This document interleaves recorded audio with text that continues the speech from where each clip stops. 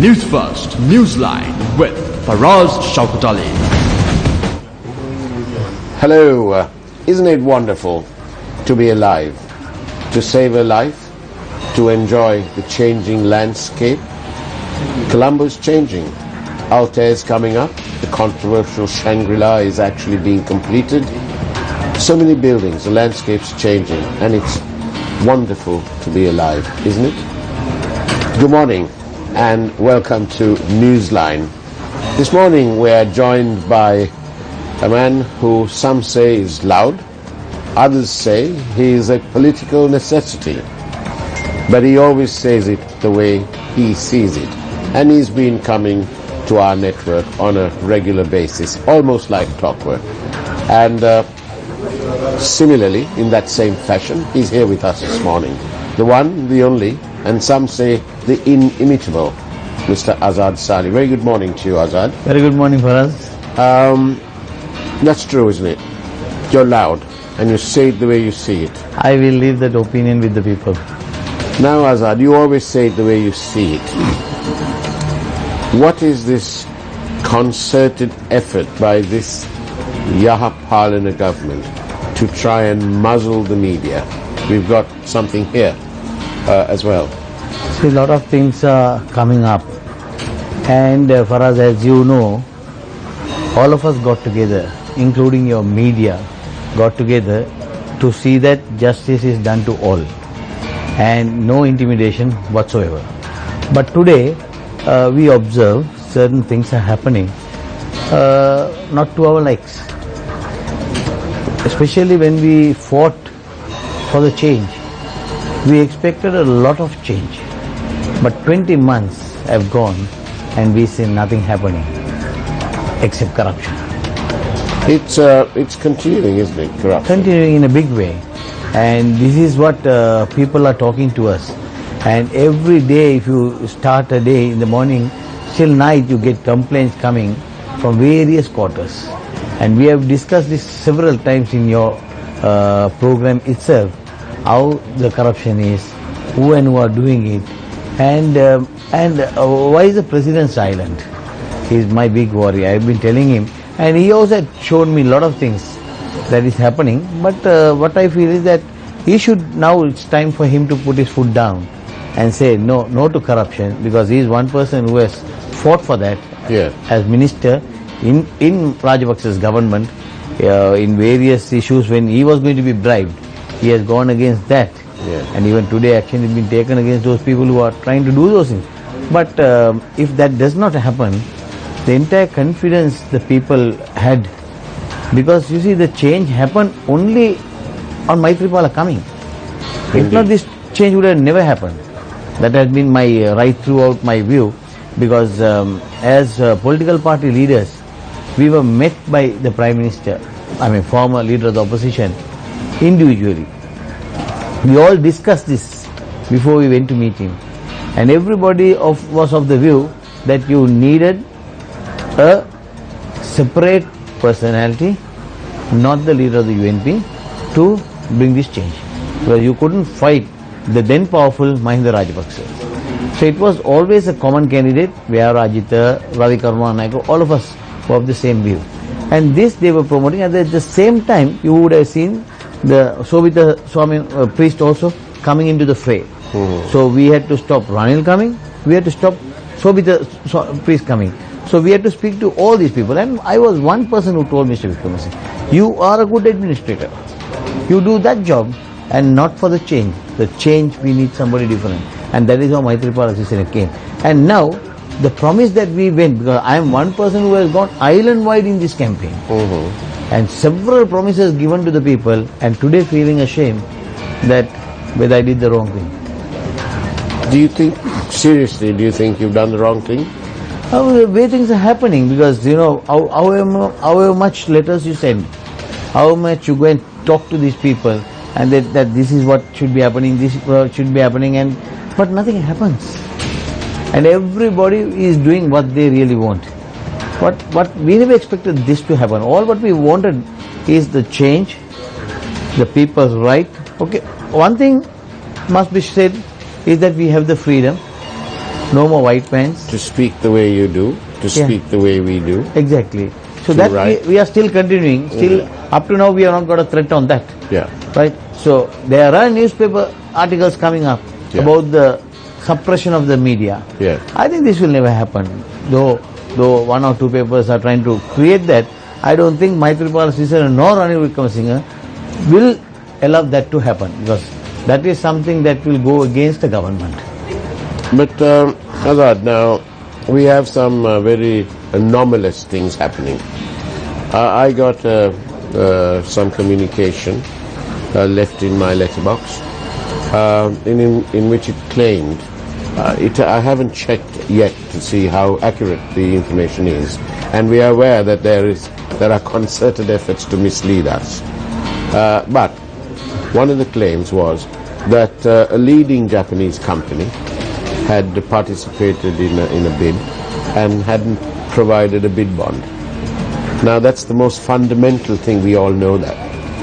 Now there is apparently an effort to try and smuggle it in through the back door, instead of cancelling that tender and recalling it, which is what good governance would dictate. We have in the same transaction, according to this document, which I don't know if it's authentic or not, but not yet, I will find out. It claims that there is an insurance fee or a sort of an arrangement facility fee of an upfront payment amounting to 10.07%. That's in double digits.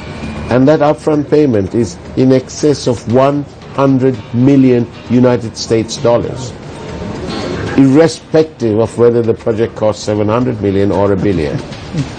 Now, it sounds all very suspicious to me, especially when there is a memo out of the cabinet or out of that particular minister's office. Then we have another case. I met somebody during lunch 2 days ago, and he walked across to me and he said, "Do you know what's happening at Sri Lankan Airlines?" And I said, "What's happening at Sri Lankan Airlines?" I said, "Are they introducing a good cup of coffee on board? Because, you know, the chairman knows how to sell a cup of coffee." "No," they said, no, forget that." They said, "Don't be so flippant." What they said is that Sri Lankan Airlines has come to an arrangement with the leasing company to settle their cancellation at $100 million. Now this chap knows about aviation. He was aghast. He said they should have gone for arbitration and so on. We look at the highways, or another section of the highways. They told, the Prime Minister said it at a function to celebrate something of a leading car dealership. He said that they were saving 30 billion rupees. That's utter nonsense, because that 30 billion became 8 billion, and I don't know how much, whether we're actually saving anything now. And can we force upon people to go for a branded car of that nature? So, the point is, Azad, then you have this wonderful statement from the central bank that they have complained to the law enforcement authorities, presumably that's the police, that they're trying to find out how a report, a draft board paper, had been leaked. But there's no mention whether they are going to look into the content of that draft board paper. What's your take on all this? Actually, all that is happening, all these things are leaking because the relevant minister is not allowed to do his job. Right? When it comes to investment, when it comes to money, from that, whatever that particular ministry is, it is taken over by Malik Samaravikramas ministry. I see. Right? So there, the minister is very angry. Now, if you take the sugar tender was given, the bid was given to an Indian company. At that company had requested from the beginning, we only want the business and the land. No machinery, no factory, nothing. I mean, they don't want any steel. Yeah. So that steel that is there and the vehicles that is there, cost billions and millions of rupees. Now, all of a sudden 4 fellows go in a chopper to the Kantale sugar and they start digging holes. Now the minister does not know. Minister means John Amaratunga. Why are they digging holes? Don't know for what reason. So now what we hear from people is now this steel, during the Rajapaksa regime, half of the steel was cut and taken. Up to now. This is for the old factory. From the factories. Now the present one also will go off because the people who are taking over have only asked for the land, not the machinery. They are bringing all new machinery there. So now these things are all going off without any account, no accountability, no transparency, no accountability. I don't know where we are heading for. And will this last if you go on like this? Because people have a big question as to people who spoke of change, people who spoke of corruption are today corrupt. Yes. So are you... Now one more thing yes. I want to say.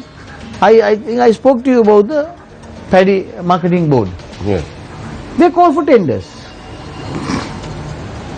One tender was given 35 million kilos. Right. And he is asked to take the whole thing from various warehouses around Sri Lanka in 10 days.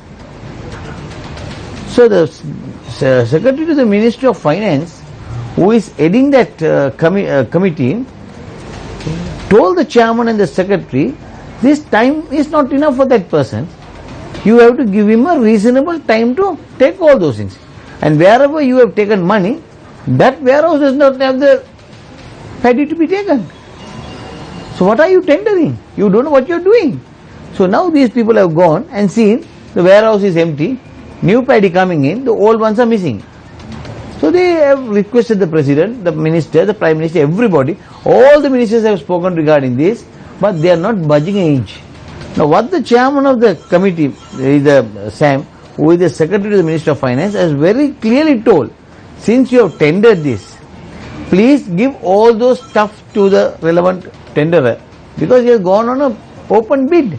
Yeah. Give it to him and ensure that the next time you tender these things, you have your own conditions of within how many days you must take, how many kilos to be taken, all those things. Now for us, after that, the same ministry had put 2 more tenders for paddy to be sold. Right. What happened? After it was called, it is cancelled. Why? Right? And the same chairman of the Paddy Marketing Board Yeah. is daily at the Ministry of Finance asking for money to buy. First, people who have paid money don't get their things. Right. Right? Number one. Yeah. Number two, they are trying to sell more and again time to time cancelling because it is not their people who are getting it. I see. So you don't expect this to come. So this is why we always tell. I told the president last week also, I gave him a letter on this and told that action must be taken. And a reasonable time, as the chairman of the committee is the minister, secretary to the Ministry of Finance, is saying that adequate time must be given for him to remove. How can you go island wide and remove? You need backhoes to go and remove because all damaged. Now, Azad, tell us this. What is the alternative? What are we saying you guys can't do it, so leave? Or are we saying, listen, you guys said you'll do X, you're falling short of X, so can you change your habits? Can you change, become more professional and deliver what we want? What's the alternative? No, that is the only alternative, as you say, because there is no other party inside that parliament which can run this country.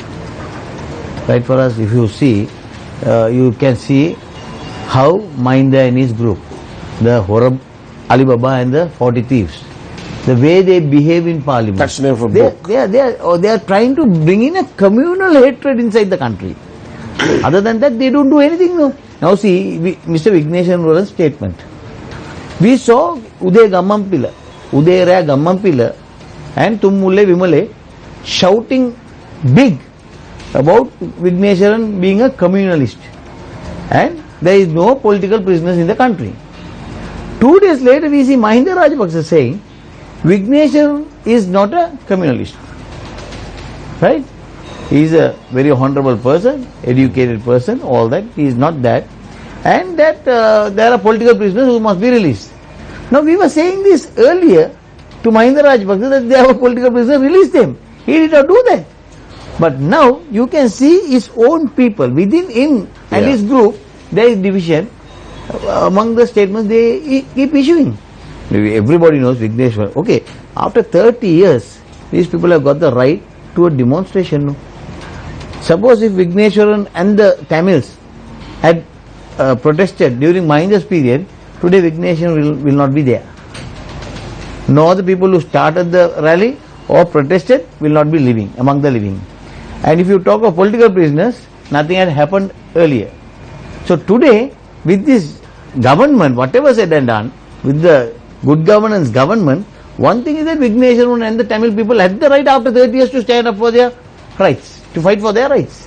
Whilst you've been explaining this whole scenario to me, my mind has gone back to an incident in Parliament when I think it was the debate of the 19th Amendment was going on, when the Prime Minister was trying to make a point and he was being interrupted by somebody on the opposite side, and the Prime Minister said to him, "Shut up and sit down.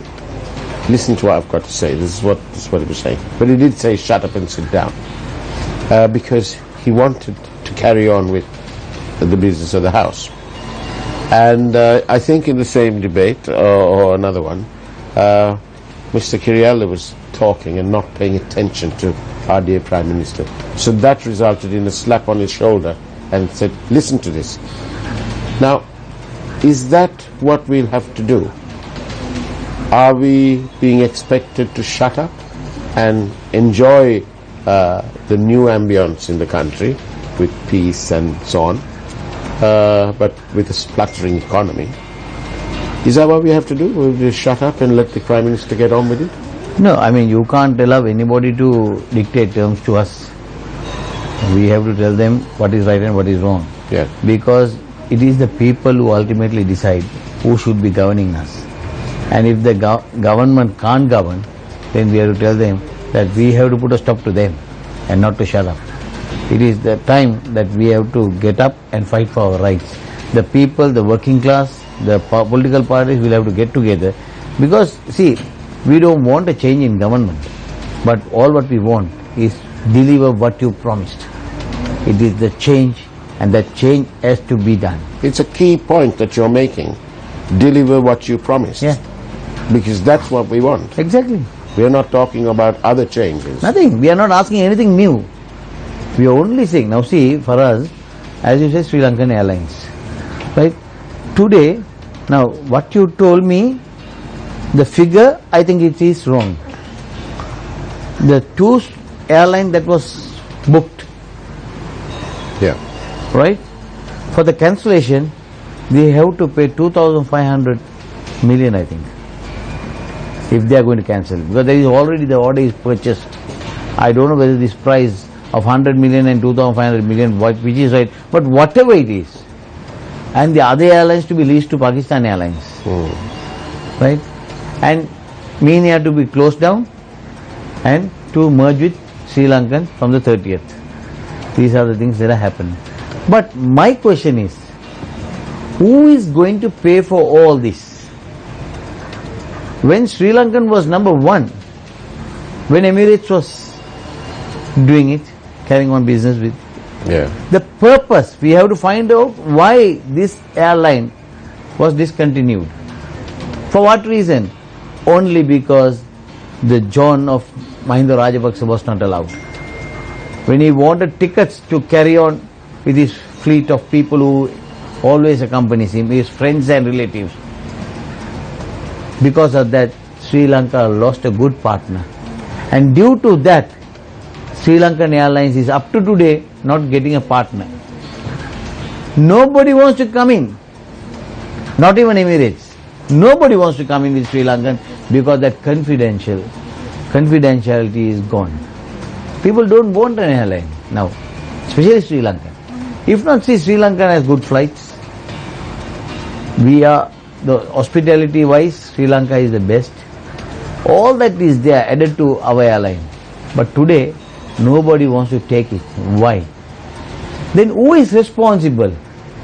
Is this government going to charge Mahinda for that? Is this government going to charge the amount that has been offered for the cancellation? Who is going to pay for it? These are things that we have to go into. If the government can't, I think privately we will have to go for court cases against the people, perpetrators, whoever who created this scenario must be charged. What an unfortunate choice of word, perpetual, you said, because that brings us straight into the bond matter. Azad, this is a very small industry, 15 or 16 dealers. Out of the total profit of that industry, one company made 83% at 5.2 billion, 5,200 million rupees. The company that came closest to that made 57 million. You know, you didn't mishear me. It is 57 million. The difference between 5,200 million and 57 million is an astonishing gap. I know there is a wealth gap in this country and so on, but the gap between that and this warrants a full-scale investigation. Don't you agree? Yeah, I think we have been discussing this earlier also, and what I said was, now this matter is before the COPE committee, and the findings of the COPE committee will come, and as you say, there are documents leaking, there are things coming to the press. Yeah. Let this go legally, no problem. All what we want is to see that every rupee of this country is saved and not wasted. We don't want anybody to have a daylight robbery in this country. Yeah. We don't want anybody to rob us, Yeah. because ultimately it is these people, the country's people, the working class and the business community that pays the tax. Thank you. I've got a question from a viewer here. Please ask Mr. Sadi why he was arrested. Sometime before you were arrested? See, like I speak now, even at that time, I never feared Mahinda Rajapaksa or Gotabaya Rajapaksa. Right. As you introduced me, what I spoke, all what I saw. Right. And when I speak the truth, it hurts some people. So they targeted me, and when I went to deliver a lecture in India, where I said the Tamil community has taken into arms and 30 years of war. We don't want this government to keep pushing the Muslim community also to the wall. If this happens, it will be, the youth of this country also might take into arms, again and again, might take into arms. What happened? As I came, as I finished my speech in India, I heard the story of my mother passing out. I had to immediately coming to Sri Lanka for the funeral, and 2 days later they arrested me for saying that. Right? It was only a precaution that I told the Sri Lankan government that if these things happen, like the Tamil taking into arms, we don't want the Muslim community to take up into arms. Yeah. So bring about a settlement. So for that, they arrested me, kept me for 8 days with a 3 months DO, detention order. But thank God, your media went pell-mell. The people of this country stood up.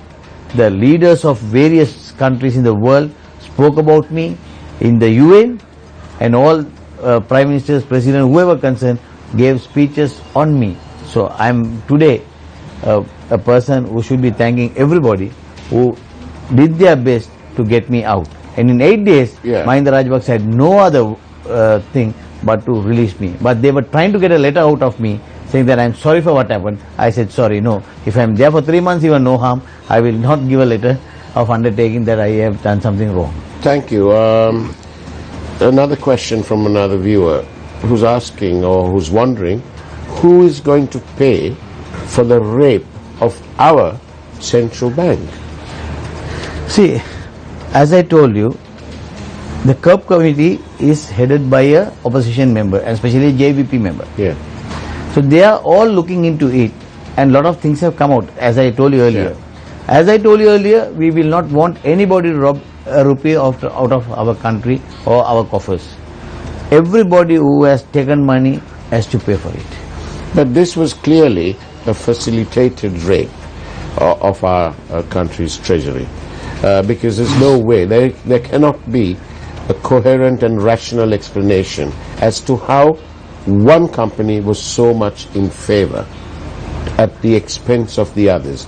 And what's more importantly, why do you think, Azad, why is it that the Prime Minister and his crew, who are in the majority at the CORP committee, why is it that there is so much of opposition? Let's have a forensic analysis. This money, all this trading, is all documented. It's white money. The central bank has all the details. At the press of a few buttons, they can find out who bought what from whom. And when you do that exercise, who brought what from whom, you will find that the ultimate net loser is the hard-earned monies of the working people of this country, because it's the EPF and ETF who are the biggest purchasers. Now for us, we saw 2 or 3 weeks ago, one of the members of the CORP committee had to resign to pave the way for the Deputy Minister of Justice, Minister Sujiva Serasinga, to take office there, to take over that vacant place. So Deputy Minister of Justice also have not joined the CORP committee. So we think lot of things will come out. People will expect results from these people. People who voted are waiting to see what the CORP committee does in this. I was always saying nobody went to court on this up to today. Yeah. Up to today nobody has gone to court. So we have to prove these things right. So that is why I said the CORP committee is coming out with it. Let's wait for that and then see what we could do. We've got about 3 minutes to go, but my colleague and friend Bandul Jayasekara was either he was bringing somebody to do with the issue of concessionary vehicle permits. Now that made interesting reading, apart from the fact that the subject was different, that they were complaining about the selling of the permits. But my eye caught something else. I noticed amongst these vehicles was one vehicle. It was a Hummer, imported by one of these duty-free permit holders, but the cost was 40. It was I think it was a TNA MP, 44 million rupees. Now, Azad, shouldn't the Commissioner of Inland Revenue find out whether this chap, whether he has the financial means to pay that 44 million? No, where is that 44 million coming from? It doesn't happen like that for us. What happens is, they wait for the permit. Immediately the permit is got, they sell it. I know. But you're allowed to sell it. Are you allowed to sell it? 90% of the MPs have already sold their permits at 22 million rupees. But so that is the biggest bribe. The Rajapaksas changed the rule. They were allowed to sell, aren't they? Yeah. Now earlier, of course, previous governments, the law was that you can't transfer it for 3 years. Right. Right? Rajapaksa's style of giving bribe to the MPs was that you give a permit when they start off and you give another permit when you end parliament. So they were enjoying 2 permits. It's like a dowry. Dowry. It's not only like a dowry. Now see, in addition to that, all outstation MPs are given quarters. Yeah. Or given 150,000 rent to be paid to somebody. Yeah. So they are filthy rich now. So everybody has the intention of going to parliament is only that you will get a good permit, you will get good money, you will get good food, then you have a nice place for lodging. Yeah. Everything is to be provided. So you don't need to. And over this also, when they start robbing only is the problem for us. Getting this money, getting the house, getting good food, over this they go and rob is my problem. not anything else. So this is why the people will have to stand up now. Like we said in our introduction, Azad Saleh, absolutely inimitably so, says it the way he sees it. Thank you very much, Azad Saleh, for being on Newsline. We appreciate your presence. Do come back and see us on our network. Thank you for us for the Azad opportunity. Saleh will be on Talk of the Town in about 20 minutes' time. While you're driving along, you can hear him again. Thank you for watching Newsline. And yes, it is wonderful to be alive and to savor life as we see it now. Take care, God bless, and have a great day ahead.